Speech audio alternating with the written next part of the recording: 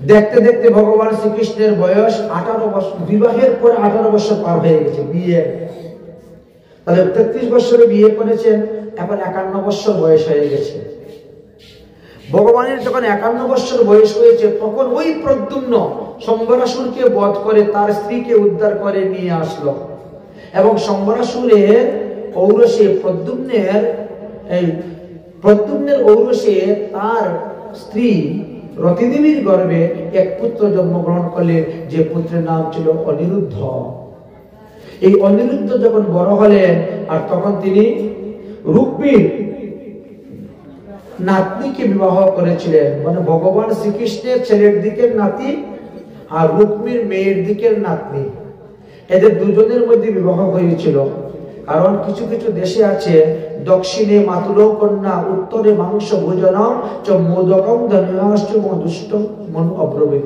মনুসংহিতাতে লেখা আছে, কিছু কিছু জায়গায় আছে না, ওইগুলা দেশাচার লোকাচার ধর্মেতে রূপান্তরিত হয়ে যায়, দেশাচার লোকাচার।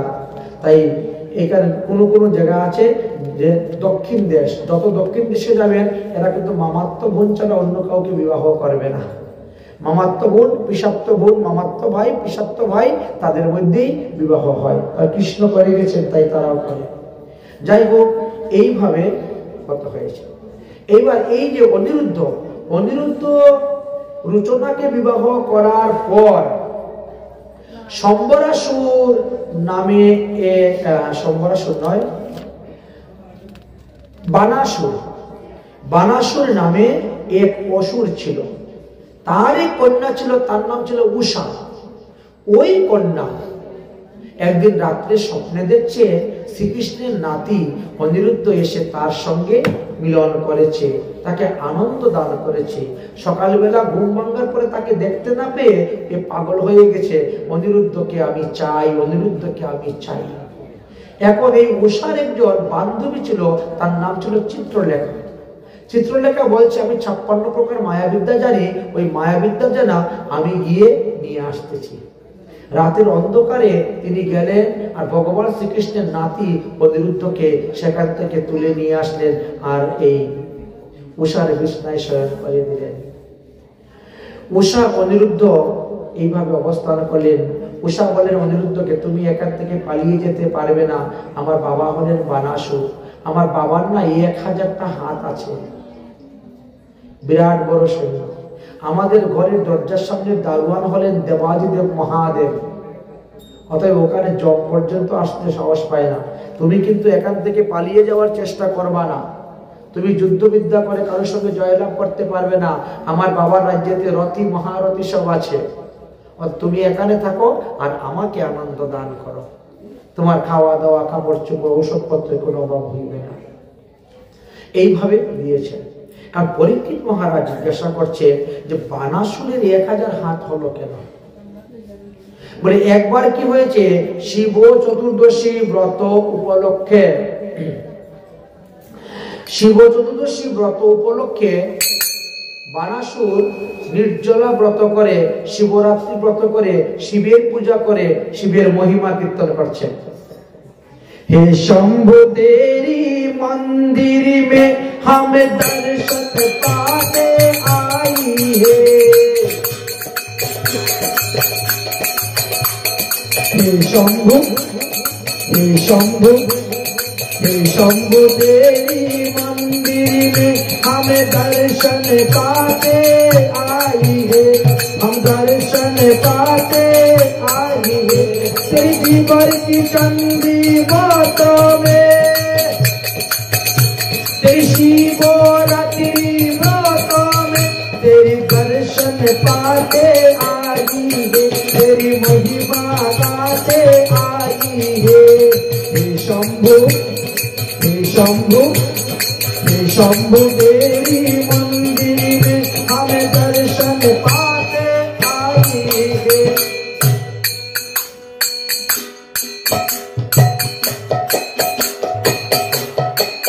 शिवरात्रि महोत्सव आया है, शिवरात्रि महोत्सव आया है, प्रभु और दया का छाया है। शिवरात्रि महोत्सव आया है, प्रभु और दया का छाया है। तेरी पूजा करे तेरी भक्तन ने,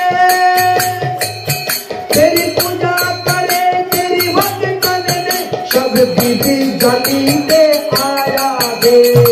शंभु देवी मंदिर में हमें दर्शन पाके आई है। शंभु देवी मंदिर में तेरी महिमा गाते आई है। हे विषधारी कैलाशपति, तेरी दया का जात सभी,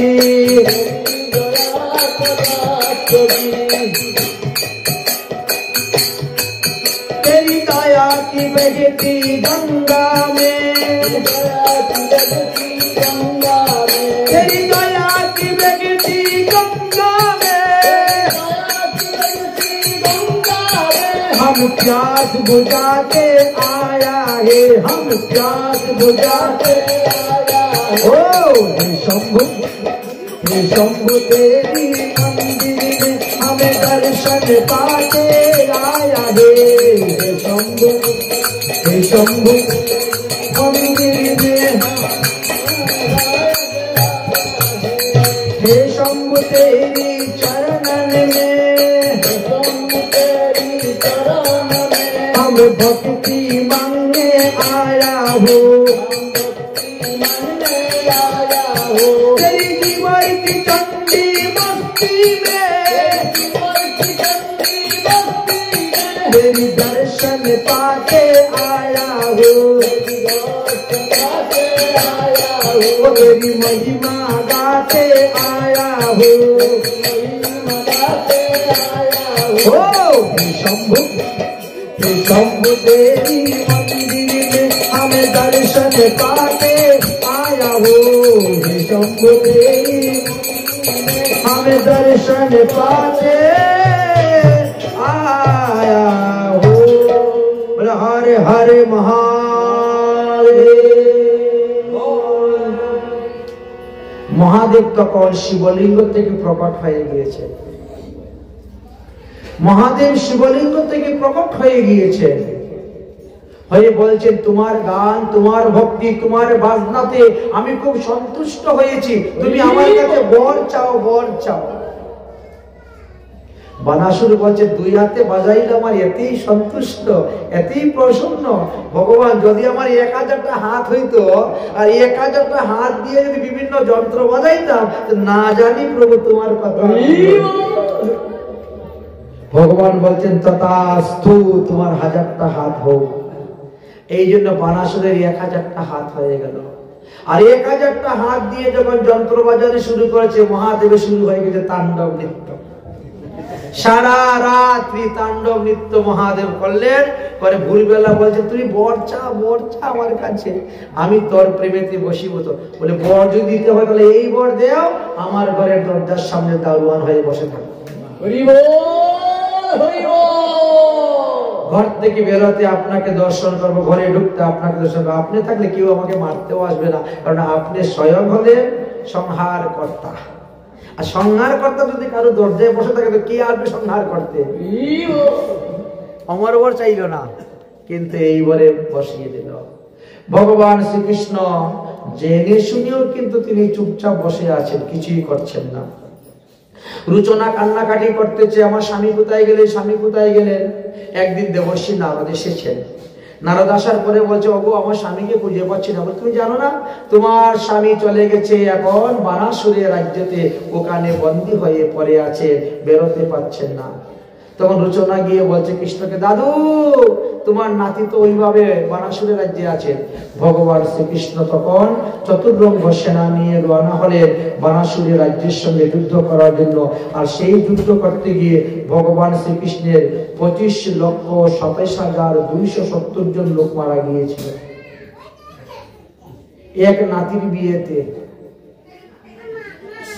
নাতির জন্য নাতি আনতে গিয়ে নাতিকে 25,27,270 জন লোক মারা গিয়েছিল ভগবান শ্রীকৃষ্ণের বানাসুর। তাহলে কত বড় ছিল অসুর, চিন্তা করতে পারছেন? যাই হোক, এইভাবে ভগবান শ্রীকৃষ্ণের অপূর্ব লীলা কথা আমরা শ্রবণ করলাম। অতঃপর আসলো নিগরাজার কাহিনী। মহারাজ নিগ তিনার পৃথিবীতে যত গরুদান করেছেন অত গরুদান কেউ করেন নাই, কিন্তু এত গরুদান করা সত্ত্বেও একটু ভুলের কারণে তিনাকে কিকলাস হয়ে জন্মগ্রহণ করতে হয়েছিল, গিরগিটি হয়ে জন্মগ্রহণ করতে হয়েছিল। ভগবান শ্রীকৃষ্ণ সেটা জানতে পারলেন এবং ভগবান শ্রীকৃষ্ণের ওই গিরগিটি হয়ে দ্বারকাতেই পড়েছিলেন তিনি, এক কুয়ার মধ্যে।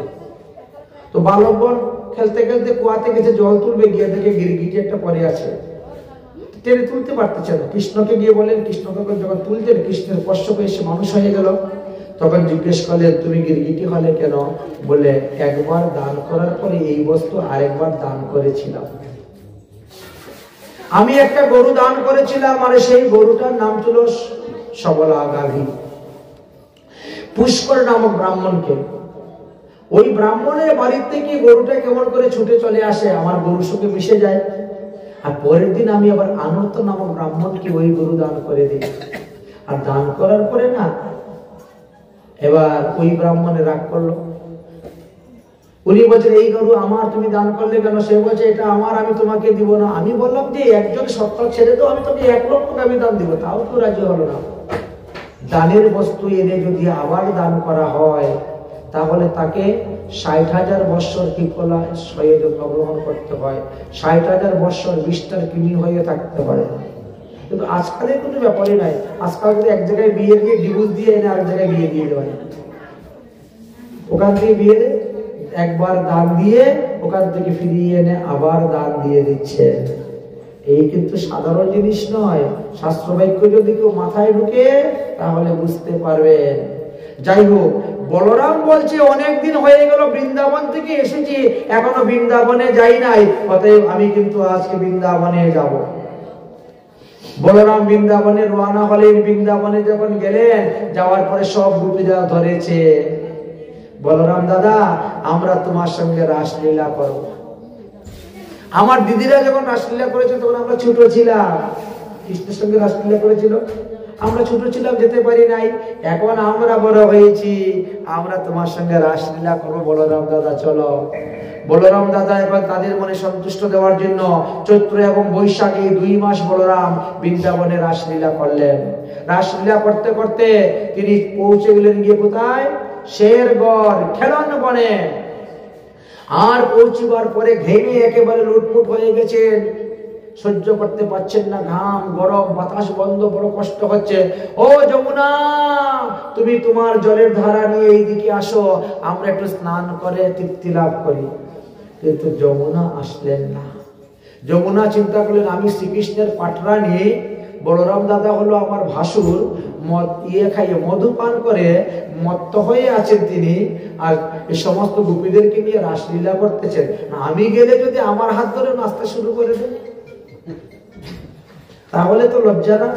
এই জন্য কিন্তু যমুনা আসেন নাই। বলরামের ক্রোধ, পরে দুষ্টানি, আমি তোরে ডাকতেছি, তুই আসিস না, দেখ তোকে আমি 100 ভাগে বিভক্ত করবো, বৃন্দাবনের 100 দিকে যমুনা প্রবাহিত হইবে। বলে কান্দের থেকে লাঙ্গল দিয়ে ধরে টান মেরেছে। যমুনা বলছে, ত্রাহিমাম ত্রাহিমাম রক্ষমাম রক্ষমাম, আসি, এসে যাচ্ছে, এসে গেছি। তখন আসলি না কেন? আজও পর্যন্ত সেই স্থানটা আছে, তার নাম হলো খিচা দাউজি রামঘাট। এটা কোথায় পাওয়া যায়? খেলন বন, শেরশাহী শেরগার। কুশিকলা পার হওয়ার পরে যখন আপনারা হুডেল যাবেন, হুডেল থেকে যাবেন শেরশাহী, এটা পলবল জেলার অন্তর্ভুক্ত পড়েছে। হরিয়ানা, এটা উত্তরপ্রদেশে নয়, হরিয়ানাতে পড়েছে। আমাদের বৃন্দাবনের 84 ব্রজমন্ডল, উত্তরপ্রদেশ, হরিয়ানা, রাজস্থান, 3টা স্টেট নিয়ে পড়েছে। আর সেই দিকে যেতে হয়। আমরা কি করি? আমরা ওই পলবলের অন্তর্ভুক্ত যে সেইখানে যাই, ওটা দর্শন করার পরে যখন ফিরে আসি তখন এই রামঘাটে যাই। দর্শন করার পরে রামঘাট দর্শন করে, কেলনবন দর্শন করে বিহার বনে আসা হয়। বিহার বন দর্শন করে অক্ষয় বট, অক্ষয় বট দর্শন করার পরে তপোবন, তপোবন দর্শন করার পরে বস্ত্রহরণ স্থান, সেখান থেকে দর্শন করে আমরা ভয়গ্রাম যাই। ভয়গ্রাম থেকে দর্শন করে সেখান থেকে বাষ্পন বিহারী, বাষ্পন বিহারী দর্শন করে চটিগড়া গরুর গোবিন্দ দর্শন করে বৈষ্ণব দেবী দর্শন করে বাড়িতে রওনা। সকালবেলা যখন আমরা বেরোই গাড়ি নিয়ে দর্শনের, এটি হলো রোড সেই দর্শনের। সেই রামঘাট, ওখানে লেখা আছে খিচা দাউজি, দাউজি লাঙ্গল দিয়ে ধরে খিচে যমুনাকে এনেছিলেন, আজও পর্যন্ত তার নিশান আছে। ওখানে যমুনা উল্টা বয়, যমুনা তো চলে গেছে ওইদিকে, বলরাম ওখান থেকে ধরে টান মেরেছেন, ওখান থেকে যমুনা উল্টা আসে উজান, উজান এসে আবার গিয়ে ওই জলের মধ্যে পড়ে। এই জন্য বলছে না যমুনা উজানও বয়। ভগবান শ্রীকৃষ্ণের বংশীর এক একটা ছিদ্রের এক একটা শক্তি ছিল না। প্রথম রন্ধনের টানে দুবিচারে ধ্যান, দ্বিতীয় রন্ধনের টানে যমুনা উজান, তৃতীয় রন্ধনের টানে সতীচারে পতি, চতুর্থ রন্ধনের টানে ধায় পশুপতি, পঞ্চম রন্ধনের টানে ধায় রাখালগণ, ষষ্ঠ রন্ধনের টানে ভুলে গোপীগণ। এক একটা বাঁশির এক একটা ছিদ্রের এক একটা শক্তি আছে না, এই দেখেছেন। এই জন্য যমুনা উজান বয়, যমুনা উজান বয়েছিলেন এখানে। যাই হোক, তারপরে কি হয়েছে, পন্দ্রুক নামে এক রাজা ছিলেন, তিনি পুরুষ দেশে বাস করতেন। তিনার নাম ছিল বাসুদেব, তিনার নাম ছিল পন্দ্রুক। তো লোকে বলতে কি, আপনি যখন আমাদের রাজা, আপনি হলেন আমাদের ভগবান। রাজা তো ভগবান সদৃশ্য, ভগবান। এখন লোকে ভগবান ভগবান বলে ডাকে, ভগবান কোথায় যাচ্ছেন, ভগবান কোথায় যাচ্ছেন। মন্ত্রী বলছে সবাই যখন আপনাকে ভগবান বলে ডাকে, তো আপনি একটু ভগবানের মতো সেজে বুঝে যান। কি করবো বলে, নকল কাঠের দুইটা হাত লাগিয়ে দেন, আর ব্যাটারি সিস্টেম করে একটা সুদর্শন চক্র বানিয়ে নিয়ে হাতের মধ্যে ঘুরুন, আর পিতাম্বর পরে গেলে তো হয়ে গেল ভগবান বাসুদেব কৃষ্ণ। এবং এইভাবে তিনি নকল ভগবান শাস্তে শাস্তে এখন আসল ভগবান হওয়ার ইচ্ছা। কারণ আসল ভগবান তো দ্বারকায়। এখন বলছে দুই ভগবান থাকলে তো মানুষের মধ্যে আবার সন্দেহ হবে, এইটা আসল না ওইটা আসল, এইটা নকল না ওইটা নকল, তাহলে ওটাকে আগে মারো। ভগবান শ্রীকৃষ্ণকে মারার জন্য চলে এসেছে, নিজে আসল ভগবান হবে বলে। আচ্ছা, এইবার ভগবান শ্রীকৃষ্ণের সঙ্গে যুদ্ধ হলো, আর যুদ্ধ করে ভগবান শ্রীকৃষ্ণ তাকে মেরে ফেললেন। এর সঙ্গে আবার যুগ দিলেন কাশীরাজ, ভগবান শ্রীকৃষ্ণ কাশীরাজকে মারলেন। আর কাশীরাজের পুত্র নাম ছিল সুদক্ষিণ, সে ভগবানকে মারার জন্য তিনি একটা যজ্ঞ করেছিলেন। সেই যজ্ঞ থেকে কীর্তা অনল উৎপন্ন হয়েছিল। সেই কীর্তা অনল দ্বারকায় গিয়েছিল মারতে, কিন্তু দ্বারকা কি মারবে, ভগবান শ্রীকৃষ্ণ সুদর্শন চক্র ছেড়ে দিলেন। সুদর্শন চক্র কীর্তা অনলকে মেরে তারপরে সমস্ত কাশী দগ্ধ করে দিয়েছিলেন। যার ফলে মহাদেব কাশীতে আর নেই, কাশী থেকে একেম্বরে চলে গেছে, মানে ভুবনেশ্বর। আমাদের চৈতন্য চরিতামৃত গ্রন্থ এবং শ্রীমদ ভাগবত গ্রন্থ অনুসারে বোঝা যায় যে কাশীতে আগে মহাদেব ছিলেন, কিন্তু 5000 বছর আগে ভগবান শ্রীকৃষ্ণ যখন সুদর্শন চক্র ছেড়েছিলেন, কাশীকে দগ্ধ হয়ে গিয়েছিল, তখন মহাদেব কাশী ত্যাগ করে ভুবনেশ্বর চলে যান। এই জন্য মহাপ্রভু ভুবনেশ্বর গিয়ে ওখানে নৃত্য করেছিলেন, গীত করেছিলেন, ভুবনেশ্বর পূজা করেছিলেন মহাদেবের, এবং বিন্দুসুর বলে স্নান করেছিলেন। ওখানে অনন্ত বাসুদেব মন্দির প্রসাদ পেয়েছিলেন। যাই হোক, এইবার দ্বিবিধ বানর এসে উৎপাত শুরু করলো। দ্বিবিধ বানর যখন উৎপাত শুরু করলো, ভগবান তখন দ্বিবিধ বানরকে বধ করলেন। দ্বিবিধকে বানরকে বধ করার পরে দুর্যোধনের কন্যার নাম ছিল লক্ষণা, তার স্বয়ংবর সভা হবে। আর এই কথা শুনে ভগবান শ্রীকৃষ্ণের পুত্র জাম্বুবতী থেকে উৎপন্ন যে শাম্ব, সে এসেছিল লক্ষণাকে হরণ করে নিয়ে যেতে।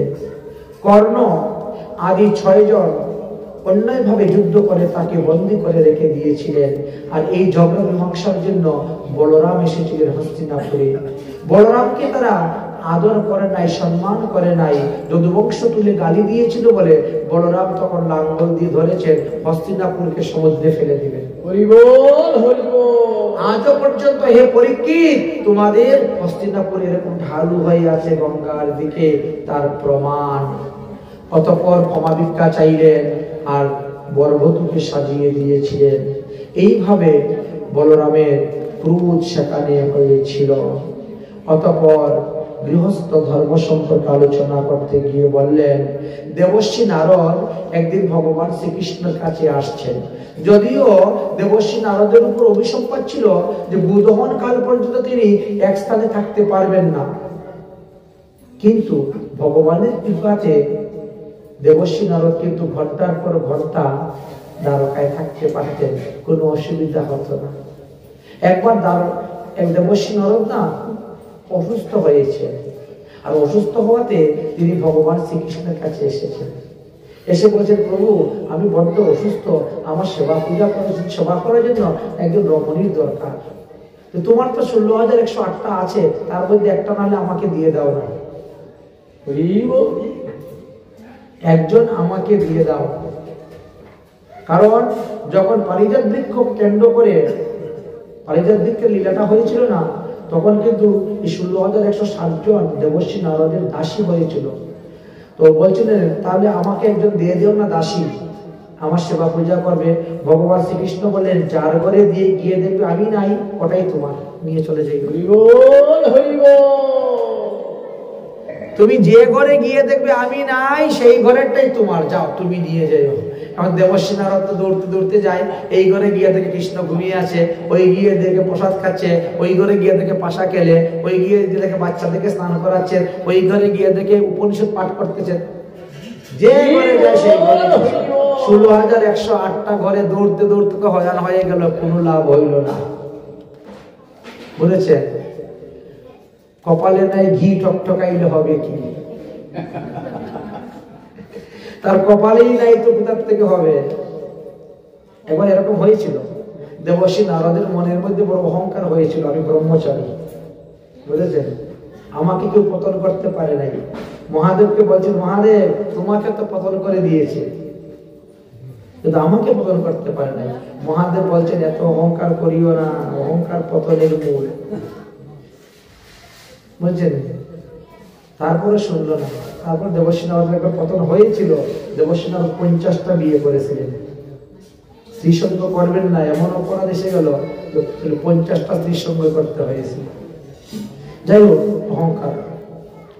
যাই হোক, এইভাবে ভগবান শ্রীকৃষ্ণের অনন্ত অনন্ত লীলার কথা বর্ণন করলেন। তারপরে আসলো জরাসন্ধের সঙ্গে ভগবানের যুদ্ধের কথা। এবার কি বলছেন, দ্বারকাতে একটি আশ্চর্য বস্তু ছিল, যা পৃথিবীর কোথাও ছিল না।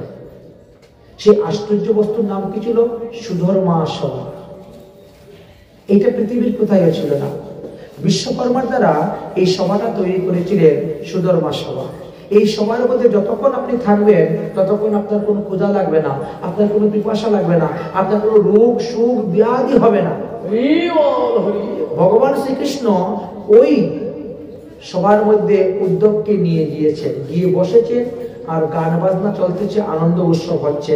আর এমন সময় এক ব্যক্তি দরজায় এসে উপস্থিত, দারোয়ানকে বলছে, আমাকে এক্ষুনি যেতে দিন, আমি ভগবান শ্রীকৃষ্ণের কাছে যাব, আমার মনের দুইটা কথা বলতে। দারোয়ান বলছে, এই অবস্থায় তো যাওয়া যাবে না, কারণ ভগবান শ্রীকৃষ্ণকে সুধর্মা সভায় বিশেষ অনুষ্ঠানে ব্যস্ত আছেন। বলে, না, এক্ষুনি যেতে হবে, আমি চুরি করে পালিয়ে এসেছি জরাসন্ধর কারাগার থেকে, অতএব আমাকে এখনই যেতে দাও। দূত বলছে, তাহলে বসো। দূত গিয়ে ভগবান শ্রীকৃষ্ণকে বললেন, জরাসন্ধর কারাগার থেকে পালিয়ে এসেছে এক ব্যক্তি আপনার সঙ্গে দেখা করতে চায়। ভগবান বলছেন, যাও যাও, নিয়ে আসো, নিয়ে আসো, এখনই নিয়ে আসো তাকে। বিপদে পড়ে আমার কাছে এসেছে, তাকে দাঁড়া করিয়ে রেখে আমি আনন্দ অনুভব করবো, তা হয় না, নিয়ে আসো। বলো বাবা, তোমার কি? মহারাজ, আপনি হয়তো জানেন না, জরাসন্ধ এক ব্যভিচারী দেব উপাসক করতেছেন। 21,000 মানুষকে বলি দিয়ে তিনি যজ্ঞ করবেন। নরবলি 21,000, একদিনের মধ্যে 21,000 বলি দিয়ে এক মা কালীর পূজা করবে। এই পর্যন্ত তার লোক ধরে ধরে এনে বন্দি করে রাখতে রাখতে 20,800 হয়ে গেছে। আমি অনেক কষ্টে ওখান থেকে পালিয়ে এসেছি। এই পৃথিবীতে তুমি ছাড়া কেউ জরাসন্ধকে মারতে পারবে না, আর তোমার কাছে সে 17 বার পরাজিত হয়েছে। অতএব তুমি তাকে বধ করে আমাদেরকে রক্ষা করো, আমাদেরকে রক্ষা করো। কথাটা শেষ হতে না হতেই দেবশ্রী নারদ এসে আবার উপস্থিত। সুধর্মা সবাই নারায়ণ নারায়ণ। এ কি দেবশ্রী নারদ আপনার আগমন? বলে এক্ষুনি আপনাকে হস্তিনাপুরে যেতে হবে। হঠাৎ করে হস্তিনাপুরে কেন, কি হয়েছে? বলে না, যুধিষ্ঠির মহারাজ সংকল্প নিয়েছেন রাজস্বীয় যজ্ঞ করবেন, আর সেই পুণ্যফল সে তার পিতৃপুরুষকে দান করবে। অতএব চলুন এখনই। ভগবান বলছেন এখন আমি কি করি ভাই, এখন আমি কোন দিক রক্ষা করব? জরাসন্ধকে বধ করতে যাব না রাজস্বীয় যজ্ঞে যাব হস্তিনাপুরে যুধিষ্ঠির মহারাজের। তখন উদ্ধব বললেন যে আগে ধর্ম, আগে ধর্ম, এটাও ধর্ম ওটাও ধর্ম, কিন্তু ওটা রাজস্বীয় যজ্ঞ হচ্ছে।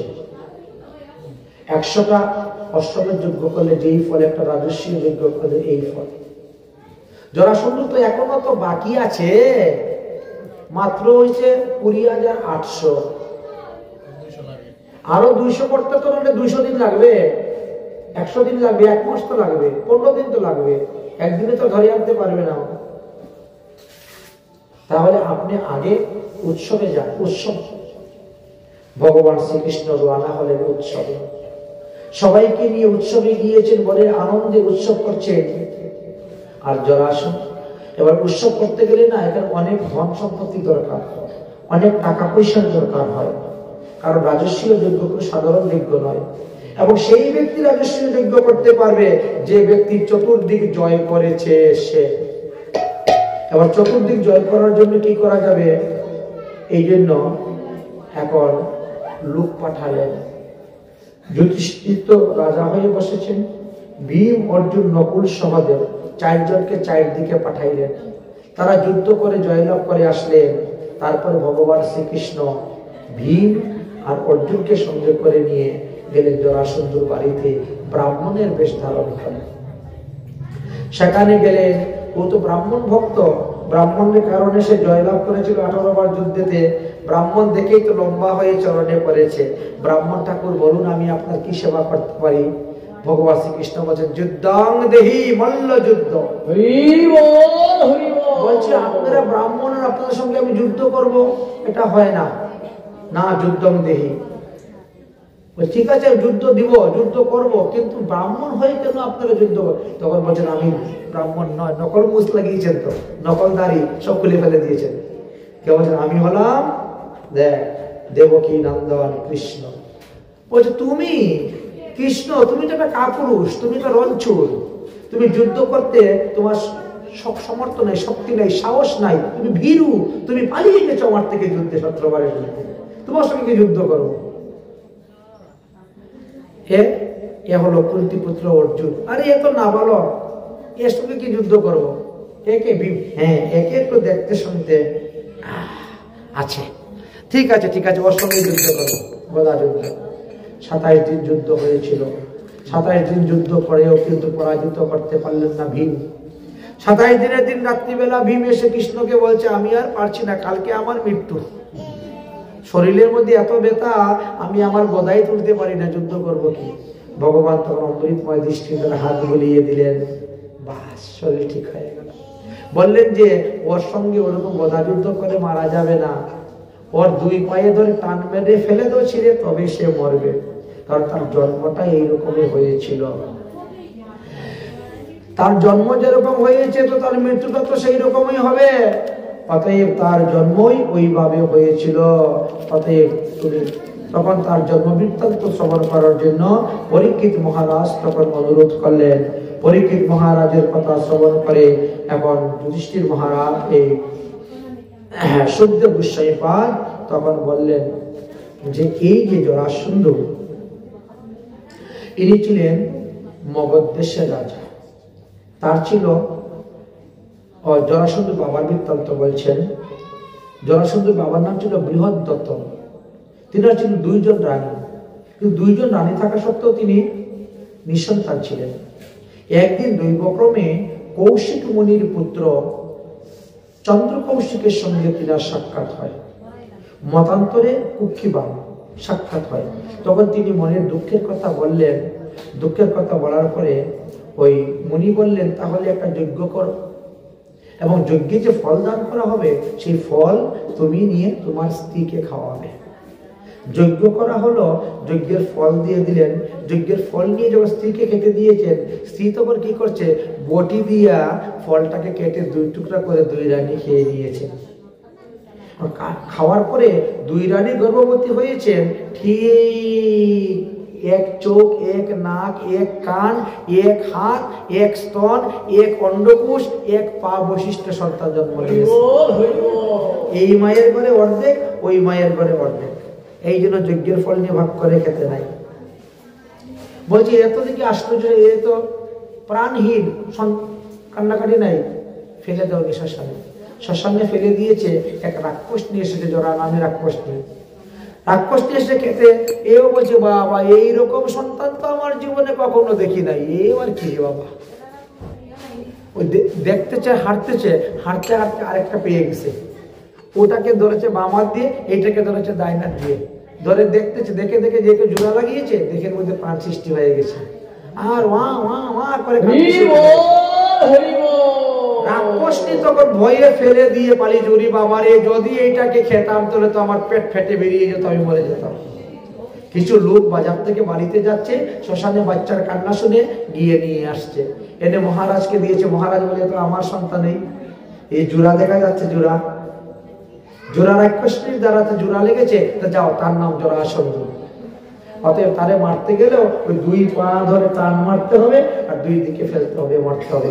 ভগবান শ্রীকৃষ্ণের আদেশে জরাসন্ধকে সেইভাবে বধ করলেন। জরাসন্ধের পুত্রকে রাজগদ্দিতে বসিয়ে দিয়ে তারা চলে আসলেন, এবং এবার শুরু হলো যজ্ঞ অনুষ্ঠান। রাজস্বীয় যজ্ঞ করতে গেলে সবার আগে কার পূজা করতে হবে? তখন সহদেব বলছে, ভগবান শ্রীকৃষ্ণের পূজা করবো। এই কথা শুনে শিশুপাল একবার তেরে বেরো, কৃষ্ণের পূজা করবো, ও আবার ভগবান, ও আবার কিসের ভগবান রে? ও একটা গরুর রাখাল। শুরু হয়ে গেছে কৃষ্ণকে গালি দেওয়া। সহদেব যত শাস্ত্র যুক্তি বাক্য দিয়ে বুঝাতে চাচ্ছে, শিশুপাল ততই বেশি গালি দিচ্ছে। গালি দিতে দিতে মানে সীমা পার হয়ে যাচ্ছে। বলরামা সহ্য করতে পারছেন না। বলরাম বলছে, কৃষ্ণ তোরে এতটা গালি দিচ্ছে, তুই চুপচাপ বসে আছিস? বলরাম বলছে, দাদা আমি তো বসে আছি না, আমি তো গন্তেছি, সে আমার কটা গালি দিচ্ছে। বলে কেন? বলে তুমি তো জানো না, এই শিশুপাল যখন জন্ম নিয়েছিল তখন তার 4টা হাত ছিল, 3টা চক্ষু ছিল। এইরকম ভয়ঙ্কর রাক্ষস চেহারা দেখে আমার পিসেমশাই বলছেন, ওটাকে ফেলে দাও, মরা, মেরে দাও, ফেলে দাও। এই কোথাকার রাক্ষস এসে জন্মগ্রহণ করেছে। আকাশবাণী হলো এই পৃথিবীতে শ্রেষ্ঠ বীর হবে এই শিশুপাল। তাকে পৃথিবীর একজন লোকে মারতে পারবে, যার কোলে সে গেলে পরে তার 2 হাত 1 চক্ষু অদর্শন হয়ে যাবে, একমাত্র সেই মারতে পারবে, আর পৃথিবীর কেউ মারতে পারবে না। তাহলে কত বড় বীর ছিল শিশুপাল জানেন? তো এইভাবে এখন কি হতো, যেই তারা বাড়ি বেড়াতে আসতো তার কোলে দিত, আমার ছেলেটাকে তোমার কোলে নাও, আমার ছেলেটাকে তোমার কোলে নাও।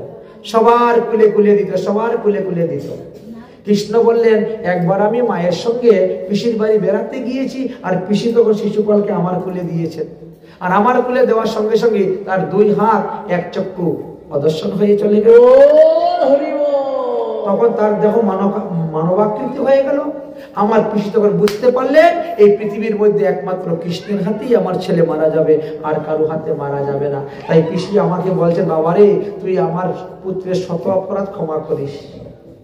আমি বলছি, তথাস্তু। তাই তো আমি গন্তেছি কটা গালি দিচ্ছে আমাকে, কটা অপরাধ হচ্ছে। যেই 100টা পার হয়ে যাবে আমি তাকে বধ করে দিব। কিন্তু শিশুপাল এতেও সাবধান হলো না, কৃষ্ণকে গালি দিতে শুরু করলো। কৃষ্ণ তখন ক্রোধ আসলেন, ছেড়ে দিলেন সুদর্শন চক্র, শিশুপালের মাথা কেটে দিল। শিশুপালের মাথা কেটে নিল, আর শিশুপালের দেহ থেকে একটা জ্যোতি বেরোলো, পরমাত্মা জ্যোতি, জীবাত্মাটা বেরিয়ে গেল। বেরিয়ে গিয়ে কি করছে, ভগবান শ্রীকৃষ্ণের হৃদয়ের মধ্যে গিয়ে মিলন হয়ে গেল, প্রবেশ হয়ে গেল। হাজার হাজার লোক ছিল সেই যজ্ঞ সভায়, সবাই দেখেছে। পরীক্ষিত মহারাজ বলছে, গুরুদেব এত বড় আশ্চর্য কথা যে সারা জীবন কৃষ্ণকে গালি দিল আর সে জীবনমুক্ত হয়ে গেল, সে জীবাত্মা পরমাত্মার সঙ্গে মিলন হয়ে গেল। বলে যেভাবেই হোক ভগবানের নাম নিলেই মঙ্গল। অতএব কেউ যদি গালি দিয়েও বলে, উপহাস করে বলে, পরিহাস করে বলে, তিরস্কার করে বলে, তা তো কৃষ্ণ তো বলতেছে কৃষ্ণ একটা চোর, ঠিক আছে, কৃষ্ণ একটা লম্পট, ঠিক আছে, যাই বলুক না কেন কৃষ্ণ তো বলতেছে। এই জন্য সে উদ্ধার হয়ে গেল, তার মঙ্গল হয়ে গেল, তার কল্যাণ হয়ে গেল। এইভাবে যখন বললেন। আচ্ছা, আরেকটি ঘটনা কিন্তু এখানে ঘটেছিল। কি ঘটনা ঘটেছিল? ওই সুদর্শন চক্র যখন শিশুপালকে বধ করলো, বধ করে যখন ফিরে আসলো, তখন কৃষ্ণের একটু আঙ্গুল কেটে গিয়েছিল। আঙ্গুল কেটে গিয়েছে দেখে কৃষ্ণ, উফ, আমার আঙ্গুলটা কেটে গেছে। ভগবান শ্রীকৃষ্ণের 16,108 জন স্ত্রী কিন্তু ওই যজ্ঞ সভায় ছিলেন। তারা তখন উঠে দৌড় মেরে ঘরের ভিতরে গিয়েছেন, গিয়ে ট্রাঙ্ক খুলেছেন কৃষ্ণের হাত বাঁধার জন্য কোন শাড়ি নিবেন, ছিঁড়ে। আরে এইটা তো কাকা শ্বশুর দান করেছেন, একদিনও পরি নেই, না না এটা ছেড়া যাবে না, এটা মামা শ্বশুর দিয়েছে, এটা অমুক দিয়েছে, এটা তমুকে দিয়েছে, কোন শাড়ি দিয়ে ছিঁড়ে নিয়ে কৃষ্ণের আঙ্গুল বাঁধবে? শাড়ির প্রতি এত মায়া, শাড়ি আর ছিঁড়তে পারছেন না, দেখেই যাচ্ছেন, দেখেই যাচ্ছেন, বেঁচেই যাচ্ছেন। আর দ্রৌপদী তিনার পরনের শাড়ি দাঁত দিয়ে ধরে কান দিয়ে ছিঁড়ে কৃষ্ণকে বেঁধে দিয়েছে। দেখেন, এমনি কি ভগবান এত শাড়ি দিয়েছিলেন? ভগবানকে যদি আপনি একটা সুতা দান করেন, যে পৈতা দেয় না মানুষে, পৈতা, আর এখনকার পৈতা তো আর পৈতা নাই, কতগুলো সুতা পেঁচাইয়া রেখে দেন। আপনি যদি ভগবানকে একটা বস্ত্র দান করেন, ওই বস্ত্রের মধ্যে যতগুলো সুতা, চিন্তা করছেন, তত হাজার বছর আপনি বৈকুণ্ঠে বাস করতে পারবেন ভগবান। তাহলে এমনি কি বস্ত্র দিয়েছিলেন? যাই হোক, শিশুপালকে কেন্দ্র করে তো হলো। এবার যজ্ঞশালাতে কি হলো, ভীম রইলেন পাক রন্ধন কাজে পাকশালায়, সহদেব দিলেন জনগণকে সম্ভাষণ করার জন্য, নকুল দিলেন বাজারহাট করার জন্য, অর্জুন দিলেন সবাই আসবে তাদের মাল্যচন্দন পরাবেন, দ্রৌপদী বললেন আমি পরিবেশন করব, দুর্যোধন বলল আমি ম্যানেজারি করব, আর কর্ণ বলল আমি বসে দান করব। এখন উৎসবের অনুষ্ঠানে সবকিছু তো সবাই ভাগ করে নিয়েছে। ভগবান শ্রীকৃষ্ণ বললেন আমি যে আসলাম তোমাদের যজ্ঞ অনুষ্ঠানে, তো আমি তো কোনো সেবা করতে পারলাম না, তাহলে যত সাধুগুরু বৈষ্ণব আসবে সবার চরণ ধোয়ানোর কাজ হবে। তাই ভগবান নিয়েছিলেন এই দায়িত্ব। এই উৎসবে না সবাই সন্তুষ্ট হয়েছিলেন, কিন্তু একজনই অসন্তুষ্ট হয়েছিল, যার নাম দুর্যোধন। আর এই অসন্তুষ্ট হয়ে আর এই সম্পদের লোভে শেষে গিয়ে পাশা খেলা, বনবাস, যুদ্ধ এবং ক্ষয় ইত্যাদি প্রাপ্ত হয়েছিলেন। এই ইনাকে পঞ্চপাণ্ডবের মধ্যে যুধিষ্ঠির মহারাজ ছিলেন মহা ভাগব। এখানে বলা হয়েছে যুধিষ্ঠিরকে হরিদাসের মধ্যে শ্রেষ্ঠ হরিদাস বলা হয়েছে। হরিদাসস্য রাজন্য রাজস্ব যজ্ঞ মহোদয়া, তাই বলছে শ্রেষ্ঠ। সমস্ত ভক্তদের মধ্যে যুধিষ্ঠির মহারাজ তখন শ্রেষ্ঠ ভক্ত ছিলেন। যাই হোক, এদিকে শাম্ব নামে এক ব্যক্তি ছিলেন, তিনি রুক্মিণী হরণের সময় শিশুপালের পক্ষ হয়ে যুদ্ধ করতে গিয়ে তিনি বলরামের কাছে হেরে গিয়েছিলেন।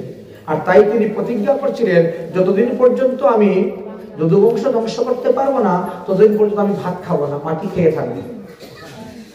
তাই তিনি জল আর মাটি খেয়ে থাকতেন। আর জলাহার মাটি খেয়ে মহাদেবের তপস্যা করলেন, মহাদেবের কাছ থেকে তপস্যা করে বিমান চাইলেন, আর সেই বিমান তিনি ময়দানগর দ্বারা তৈরি করে এনে দিলেন, আর সেই বিমান নিয়ে আসলেন দ্বারকায় যুদ্ধ করার জন্য। এই বিমান একবার দেখা যায়, একবার দেখা যায় না। বিমান এই দেখি এই নাই, বিমান থেকে পাথর বৃষ্টি, পুজ বৃষ্টি, রক্ত বৃষ্টি, অস্ত্র বৃষ্টি, অস্থি বৃষ্টি এরকম হতো। দ্বারকাতে একমাত্র একজন মহারথী ছিলেন ভগবান শ্রীকৃষ্ণের পুত্র প্রদ্যুম্ন। 27 দিন যুদ্ধ করেও তিনি তাকে বধ করতে পারলেন না। 28 দিনের দিন ভগবান গেলেন আর এই শাম্বকে যুদ্ধ করে বধ করলেন। শাম্বকে যুদ্ধ করে বধ করার পর এইবার আসলো দন্তবক্র যুদ্ধ করার জন্য। আর দন্তবক্রের সঙ্গে যুদ্ধ করলেন, যুদ্ধ করে দন্তবক্রকে তিনি বধ করলেন। এদিকে কুরুক্ষেত্রের যুদ্ধ আরম্ভ হওয়ার সম্ভাবনা হয়ে গেল। বলরাম চিন্তা করলেন আমি কারো পক্ষ নিব না যুদ্ধে যাওয়ার জন্য। এই জন্য বলরাম তীর্থ ভ্রমণের জন্য রওনা হয়ে গেলেন। বলরাম যখন তীর্থ ভ্রমণে রওনা হয়ে গেলেন, তীর্থ ভ্রমণ করতে করতে তিনি নৈমিষারণ্যে গেলেন। আর নৈমিষারণ্যে যাওয়ার পরে দেখা যায় ব্যাসাসনে বসে লোমহর্ষ নামক সুতমুনি ভাগবত পাঠ করতেছেন। মুনি ঋষিরা বসে শ্রবণ করতেছেন। কিন্তু একজন সম্মানিত ব্যক্তি আসলে না হাত জোড় করতে হয়, রাধে রাধে বলতে হয়। যার লীলা কথা বর্ণনা করতে সে সাক্ষাৎ এসে উপস্থিত, তথাপিও তিনি হাত জোড়ও করেন নাই, ও রাধে রাধেও বলেন নাই। তিনি বসে খালি পাঠ করেই যাচ্ছেন, পাঠ করেই যাচ্ছেন। বলরাম দেখলেন এত ব্যাসাসনে বসার যোগ্য নয়, অমর্যাদা। আমার লীলা কথাই সে বলতেছে, আমি এসেছি, অথচ আমাকে দেখে একটু হাত জোড়ও করলো না। তাহলে তার সে কি শিক্ষা দিবে জগৎকে? জগৎবাসী তার কাছে কি শিক্ষা দেবে? এমনি একটা কুশ তুলেছেন, তুলে যে ঘাড়ের মধ্যে বেড়েছেন, এমনি তিনার গলা কেটে পড়ে গেছে, তিনি মারা গিয়েছেন। মুনি ঋষিরা বলছেন একই করলেন, একই করলেন, আপনি একই করলেন। আমরা তাকে বহু বৎসর পরমায়ু দিয়েছিলাম, বহু বৎসর পরমায়ু দিয়ে তাকে বসাইলাম, আর আপনি তাকে মেরে ফেললেন। বলে দীর্ঘ আয়ু পাইয়াও যদি কেউ অসম্মান করে কাউকে, দীর্ঘ আয়ু ব্রহ্মা সম পাইয়াও সুত, তোমা দেখিয়া না উঠিল হইল ভস্মীভূত। তাই সম্মানিত কেউ যদি আসে না, তাকে সম্মান দেবে।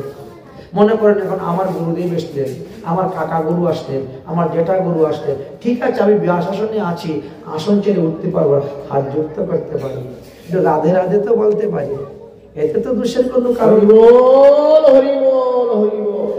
যাই হোক, এইভাবে এই ঘটনাটি ঘটেছিল।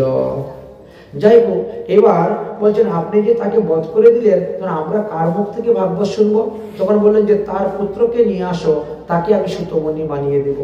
তো তিনার পুত্রকে নিয়ে আসলেন, আর তিনার পুত্রকে তখন সুতমণি বানিয়ে দিলেন। তাই সুতমণি আমাদের দুইজন, একজন উরুশ্রবা নামক সুতমণি, আর একজন লোমহর্ষ নামক সুতমণি। তাই কোথায় কোথায় দেখবেন লোমহর্ষ নামক সুতমণি ছিল, ওনার মৃত্যুর আগে উনি যতটা পাঠ করেছেন ততগুলা। আর তারপরে এই আমরা যে সুতমণির কথা শুনতে পাচ্ছি, যে ভাগবত সৌনক সুত উবাচ, এটা হলো উরুশ্রবা নামক সুতমণি, তিনি বর্ণন করে গিয়েছিলেন। তারা বললেন যে ঠিক আছে, আপনি যখন ব্রহ্মহত্যা করেই দিয়েছেন, আপনার অপরাধ হয়েছে, আপনি তীর্থ ভ্রমণ করেন, তাহলে আপনি পাপ থেকে মুক্ত হয়ে যাবেন। আর বলবল নামক এক রাক্ষস আছে, এই রাক্ষস আমাদেরকে যজ্ঞ করতে দেয় না, তাকে বধ করুন। বলরাম তখন তাকে বধ করলেন, আর বধ করে তাকে তিনি তীর্থ ভ্রমণে চলে গেলেন। বলরাম তীর্থ ভ্রমণ করছেন, তীর্থ ভ্রমণ করতে করতে সমস্ত তীর্থ ভ্রমণ শেষ হয়েছে যখন, তখন এদিকে কুরুক্ষেত্রের যুদ্ধ শেষ হয়ে গেছে। প্রায় 18 দিনের যুদ্ধ, তখন গদা যুদ্ধ চলছে ভীম আর দুর্যোধনের মধ্যে। বলরাম যখন শুনতে পেলেন, তখন তিনি তীর্থ ভ্রমণ বিশ্রাম দিয়ে তিনি হস্তিনাপুরে গেলেন। আর গিয়ে দেখলেন অন্যায় গদা যুদ্ধ হচ্ছে, ভীম দুর্যোধনের উরুতে গদার আঘাত করেছে। তখন খুব রেগে গেলেন তিনি, রেগে গিয়ে বলে রেখি তুমি অন্যায়। তখন বলছেন যে দেখো, অন্যায় তো প্রথম থেকেই হচ্ছে, ভগবান শ্রীকৃষ্ণ তখন বুঝাইলেন। তো যারা সবসময় অন্যায় করে আসছে, তাদের সঙ্গে অন্যায়ই করতে হয়, তাদের সঙ্গে ন্যায় করতে নাই, সটং সাইট্যম। তখন বুঝাইলেন এইভাবে। তখন বলরাম সেখান থেকে চলে আসলেন এবং এই স্থানে আমরা বিশ্রাম দিচ্ছি। এবার আমরা সুদামা চরিত্রের মধ্যে প্রবেশ করব।